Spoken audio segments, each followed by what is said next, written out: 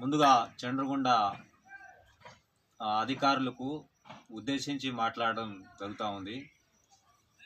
మన కాంగ్రెస్ గవర్నమెంట్ ప్రవేశపెట్టిన 200 యూనిట్లు మరి సామాన్య ప్రజలకు అందలేకపోతా ఉంది. ఎందువల్ల ఇది అధికారుల నిర్లక్ష్యం కాదా? మరి నాకు 3 రోజుల నుంచి కట్ చేశారు.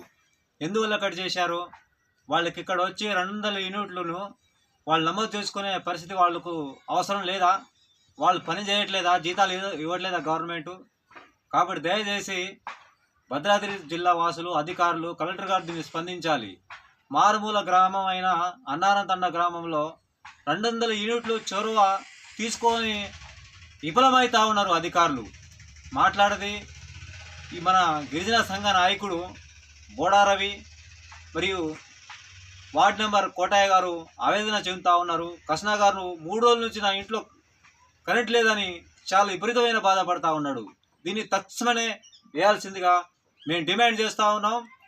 మళ్ళీ పునరావృతం అయితే మళ్ళీ ఇదే జరిగితే కఠినమైన చర్య తీసుకోవాల్సిన అవసరం ఉంటుంది. కాబట్టి మండలంలో నాయకులు మీరు కూడా గమనించాలి. 200 యూనిట్లు ప్రతి ఒక్కరు చేరవేయాల్సిందే.